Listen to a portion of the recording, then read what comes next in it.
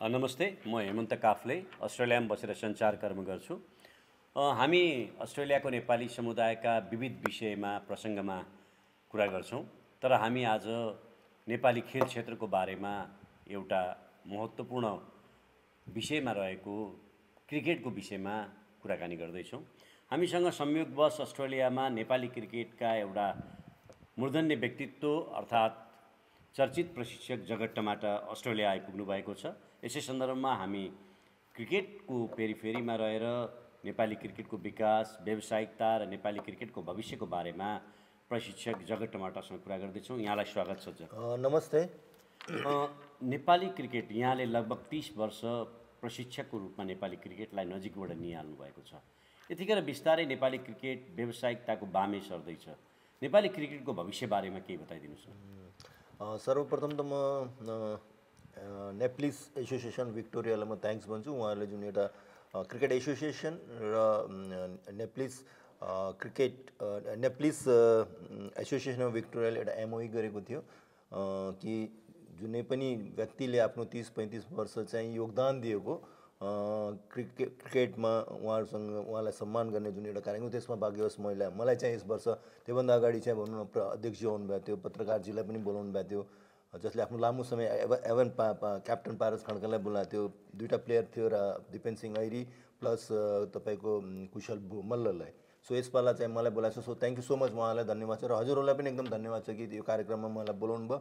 र नेपालको क्रिकेटको बारेमा भनौँ न, अब मैले आफूले खेलेँ होइन, खेलिसकेपछि मैले कोचिङ गरेँ। एटलिस्ट म भनौँ 45-50 इयर्स मेरो जर्नी हुँदैछ।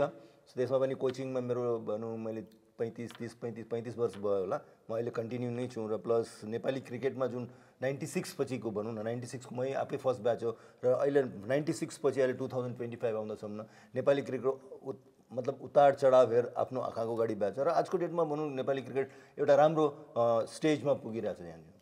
अनि यो इतिहासमा नेपाली क्रिकेटले हिजो जय ट्रफीदेखि लिएर अहिले एनपिएलसम्म जुन व्यावसायिकताको फड्को मारेको छ, नेपाली क्रिकेटले को भविष्य कस्तो देख्नु भएको छ र अब नेपाली क्रिकेटले अझ अगाडि बढ्न के गर्नुपर्छ? जसरी जय ट्रफीको कुरा गर्नुभयो, अफकोर्स मैले जय ट्रफी 2039 सालदेखि खेलेको र प्लस अहिले आएर चाहिँ एनपिएल भएको छ। सबभन्दा ठुलो कुरो त एकदमै हाम्रो लागि भनौँ एउटा गर्वको कुरा नेसनल प्रिमियर लिग भनेको एउटैमा आफूलाई एउटा सुन्दाखेरि पनि एकदम आनन्द लाग्छ। तर आफ्नो अगाडि त्यो गेम भयो, त्यसमा पनि सुदूरपश्चिम रोयल्सको आफू एउटा हेड कोच पनि भयो। अन्त म फेरि भन्छु त्यो म क्रिकेट एसोसिएसनलाई थ्याङ्क्स भन्छु। उहाँको जति पनि टिम थियो, कोर टिम, उहाँहरूले जुन एउटा काम गर्नुभयो, एउटा एकदमै भनौँ अध्यक्ष लगायत उहाँको टिम पारस खड्का जसले दिनरात खटेर पनि उहाँले काम गर्नुभयो होइन। सो म भन्छु उहाँ सबैलाई, उसको साथसाथमा जुन हाम्रो फ्रेन्ड्सहरू छ, स्पेसली फ्रेन्ड्सहरूले जुन हिसाबले हामीलाई सपोर्ट गर्नुभयो आफ्नो टिमलाई, र थ्याङ्क्स भन्छु म टिमहरूलाई। सबभन्दा पहिला त टिम हो, जो टिम अनर छ, उहाँहरूले जुन 8वटा टिम किन्नुभयो होइन, उहाँलाई थाहा हुँदा कि यस्तो छ, तर पनि उहाँले चाहिँ एउटा चाहिँ नेपाली क्रिकेटलाई भनौँ न एक किसिमको चाहिँ नयाँ आयाममा पुगाउनु भएको छ। नेपाली क्रिकेटमा अब खेलाडीले खेलेर खान पुग्छ, विदेश जानु पर्दैन? म यसै सन्दर्भमा तपाईँलाई जोड्न चाहन्छु, किनभने चाहिँ जुन पहिलाको म अहिले कुरा गर्दैन, तर आजको डेटमा भन्दैछु नि, यो 3-4 वर्ष भयो नेपाली क्रिकेटले धेरै राम्रो फड्को हानेको छ। किनभने चाहिँ A grade, B grade, C grade हामीले जुन छुट्याएको छौँ हाम्रो क्रिकेट एसोसिएसनले, तपाईँले न्युजमा पढ्नुभयो होला कि एउटा नर्मली एउटा ए ग्रेडको प्लेयरले भनौँ न वर्षमा मन्थली 1 लाख रुपियाँ खाइरहेको छ। उसको स्पोन्सर छ, म्याच फीहरूदेखि लिएर सबै कुरा छ, अहिले फ्रेन्चाइज लिगहरू खेल्दैछ। सो ओभरअल भन्छु म नेपाली क्रिकेटमा आजको डेटमा सस्टेन छन् प्लेयरहरू। अगाडि विदेशिनु पर्दैन, मलाई लाग्दैन पुग्छ। एउटा हङ्गर हुनु पऱ्यो। तर उहाँहरूलाई कि म चाहिँ राम्रो क्रिकेट खेल्नु, नेपाललाई जिताउनु, एउटा हङ्गर भएपछि म भन्छु अहिले नेपालमा नेपाली क्रिकेटको प्लेयरहरूले जुन एउटा राम्रो फड्को हानिरहेको छ, नेपाली क्रिकेटले राम्रो म भन्छु सबै उसमा अन्डर 19 भनौँ, सिनियर भनौँ होइन, एउटा राम्रो किसिमको जुनियर लेभल्समा त हामीले धेरै चाहिँ रिजल्ट राम्रो दिएको छु। वुमेन्स क्रिकेटले पनि गरेको छ, नगरेको छैन, तर उनीहरूलाई एक्सपोजरको अलिकति खाँचो छ। यो 30 वर्षको जोर्नीमा तपाईँले खेलाडीहरू जन्माउँदै गर्दा अहिले पदाधिकारी पनि भइसकेका छन् र त्यो पदाधिकारी बन्दै गर्दा तपाईँलाई के लाग्छ, यो क्रिकेटको साँच्चीकै विकास हो त? होइन, कस्तो छ भनेपछि विकास नभएर त यहाँसम्म त पुग्दैन नि त। एउटा प्लेयरले अब भनौँ स्टार्टिङमा 96 मा हामी खेल्दा त्यो त एउटा फेज थियो, त्यो फेज बाहेक डिफ्रेन्ट एक भनौँ जसो उत्तम कर्मचारी हाम्रो फर्स्ट क्याप्टन थियो, त्यसपछि राजु खड्का भयो, विनोद दास पछि अरू एक समथिङ प्रकाश के अरे हाम्रो लोनी भयो, लोनी पछि चाहिँ पारस खड्काले पारस खड्का पछि चाहिँ तपाईँको अहिले आएर ज्ञानेन्द्र मल्ल लिए, ज्ञानेन्द्र लामिछाने लिए, त्यसपछि आएर चाहिँ रोहित। तर यसमा के छ भने चाहिँ मैले भने नि जस्तो कि अहिले जुन चाहिँ पारस खड्का चाहिँ अहिले चाहिँ सेक्रेटरी हुनुहुन्छ एज अ प्लेयर खेलेर पनि उहाँले चाहिँ क्रिकेटमा लाग्नु भएको छ। सो ओभरअल भन्छु नि एउटा राम्रो साइन हो कि, किनभने खेलेको छ, बुझेको, सबै कुरा भइरहेछ। त्यही हिसाबको चाहिँ बोर्डले पनि उहाँलाई चाहिँ नेपाली क्रिकेटमा सधैँ एउटा आरोप लाग्छ नि, सधैँ यो राजनीतिले नेपाली क्रिकेट बिग्रियो, राजनीतिको यो क्रिकेटसँग राजनीति गरेका कारणले नेपाली क्रिकेटले विकास गर्न सकेन भन्छ। होइन, अब राजनीतिको त अलिअलि जहाँ पनि हुन्छ हेर्नु, यो त होइन कि राजनीतिक हुँदैन भन्ने, यो त वर्ल्डमै जहाँ पनि हुन्छ नि त, कि यहाँ छैन, सबै ठाउँमा छ। तर त्यति चाहिँ छ, म भन्छु त्यो किसिमको चाहिँ छैन जसरी मान्छेले सुन्छ होला। तर अलिअलि त जहाँ पनि हुन्छ, त्यसमा कुनै उ छैन मलाई अहिले पनि कयौँ क्रिकेट खेलाडीहरू विदेशी रहेका छन्। के भन्नुहुन्छ, अब नेपालमै क्रिकेटको भविष्य छ, तिमीहरू विदेशिनु पर्दैन भन्नुहुन्छ एउटा प्रशिक्षक? 30 वर्ष तपाईँले यत्रो खेलाडी जन्माउनु, तपाईँ के भन्न चाहनुहुन्छ? होइन, मैले त्यसमा के भन्दैछु भने चाहिँ अहिले जुन छ कि अब करन्ट खेलिरहेको प्लेयरहरू छ होइन, र एज छ भनेपछि अफकोर्स उहाँहरूले नेपालमै सस्टेन हुन सक्नुहुन्छ। एउटा राम्रो आफूले चाहिँ भनौँ 2 वर्षको टार्गेट या 3 वर्षको टार्गेट लिएर म खेल्छु र यो उसमासम्म पुग्छु भनेपछि अफकोर्स म भन्छु त्यहाँ बसेर एकदम सस्टेन हुन सक्नुहुन्छ। तर अब एज गई 30-35 प्लस भइसक्नु भएको छ भने चाहिँ अफकोर्स म त्यसमा चाहिँ कुनै पनि प्लेयरलाई यसो भन्दैन कि तपाईँ त्यही नेपालबाटै खेल्नुहोस् भन्ने कुराहरू। उहाँहरूले यहाँ आएर कुनै पनि विदेशमा जस्तो अमेरिका जानुहुन्छ कोही, उहाँ पनि खेल्न सक्छ, लिग माइनर लिगहरू छ, अस्ट्रेलियामा छ लिगहरू, उहाँ पनि खेल्न सक्नुहुन्छ। तर अबको डेटमा भने जुनियरहरूलाई एकदमै फोकस गरेर बिल्ड गरेर अहिलेको जेनेरेसनले लिएर जानुपर्छ।